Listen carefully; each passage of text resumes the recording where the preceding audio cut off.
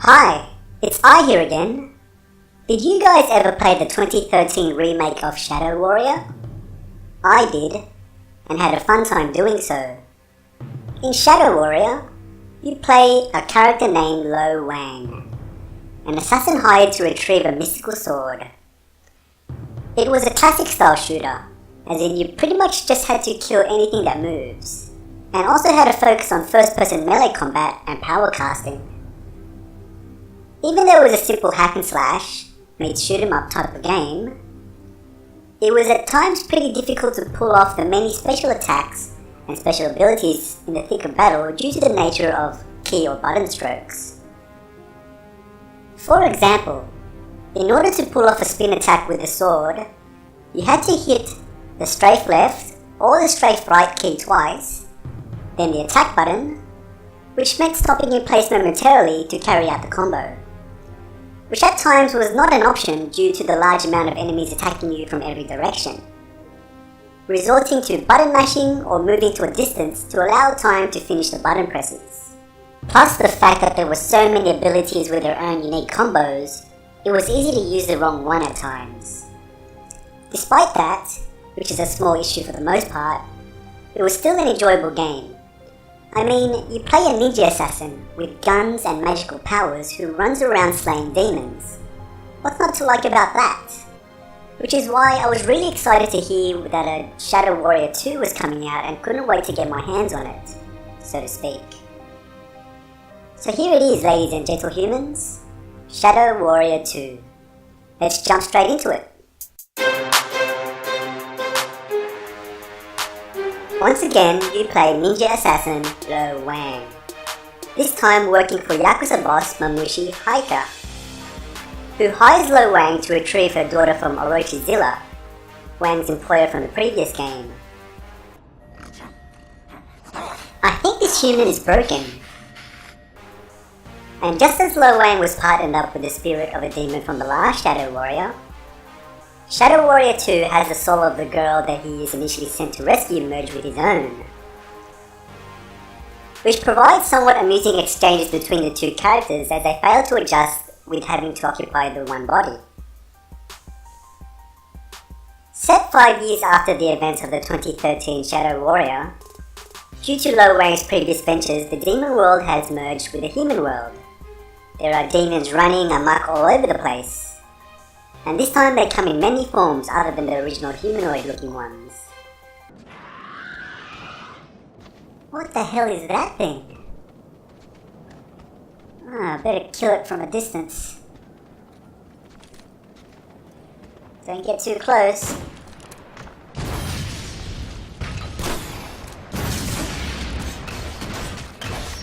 Oh no, it's got some kind of ranged attack. Move back, move back.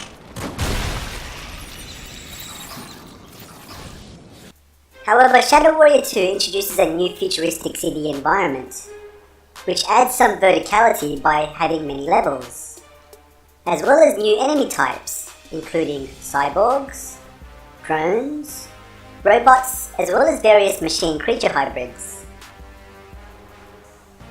The combat has been simplified when compared to the last game, where many of Lo Wang's abilities can now be cast with the press of one button rather than a fiddly combination, namely his self-healing, various crowd control powers, and the newly added ability to become invisible.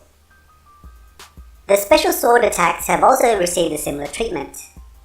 Instead of double tapping a direction and then the attack key, the left mouse button by default, which I mentioned earlier, the moves can now be achieved by pressing one of the direction keys once, and then the alternate attack key, or right mouse button, depending on the type of attack you wish to pull off, making things much easier to remember, especially in the heat of battle.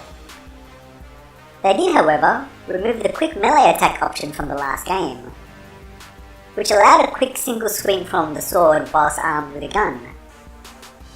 This was very useful for any sudden close encounters from certain enemies when engaged in ranged combats. Instead, they opted to have the switch to melee action also count as an attack if there is an enemy nearby. So I just ended up binding the new switch to melee key on what used to be my quick melee attack key, as well as my usual mouse wheel button. It took some getting used to, but proved to be just as effective when it needed to be. Speaking of other things that required getting used to, the shift key, which is usually what I use for my sprint button, is now used as a directional dash move, which can be executed whilst in mid-air, allowing for some fancy aerial maneuvers. This is great for gaining some ground when trying to engage a target, or making some distance when trying to avoid an attack. And instead they have you double tap the W key to move into a sprint. Also, Lo Wang now has the ability to double jump when hitting jump twice. And by having the stamina bar removed, means you can now constantly be on the move, which helps heaps since Shadow Warrior's battles can be pretty fast paced and very chaotic at times. Lo Wang's arsenal has also been upgraded. He now has access to a larger array of weapons, like much larger, more than doubled from the last game, varying from different forms of melee, from swords, claws and axes. Let's give these a go. Oh, that's awesome! I can do energy waves. I'm gonna like these. As well as his range weapons, from various forms of machine guns, pistols, revolvers, bow and arrows, grenade and rocket launchers. They've also included some classic shooter favourites such as chainsaws and nail guns.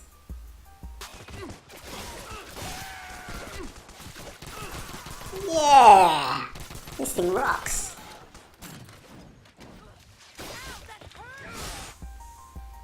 Each and every weapon can now be modified with the use of different gems, which are collected throughout the world, each with varying upgrades such as utility, like healing and giving more energy, faster fire rates, and varying degrees of damage increase such as adding elemental damage to most weapons, like fire and toxic, which aids in defeating certain enemies with weakness to different elements. Damn, you look scary. Superior Talon. Vulnerable to ice and resistant to fire. Cool, it gives you details of their weakness.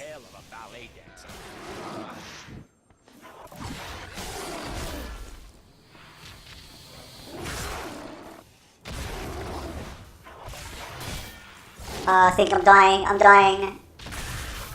And I'm dead. Okay. Let's try that again.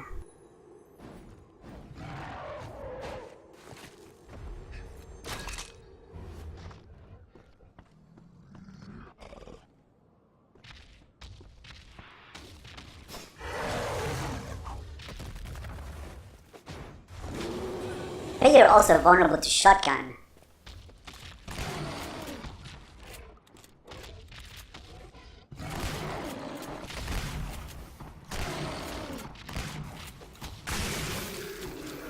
Shotgun, everyone's weakness. Each mission is provided by the different characters that Lo Wang encounters, and usually consists of retrieving certain items or engaging specific characters for the most part.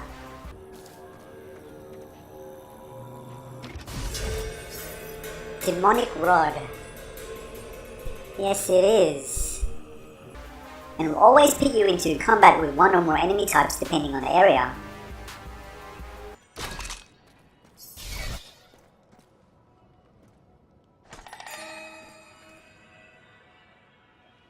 What the hell is that? Oh, damn it! Jeez, that thing scared me!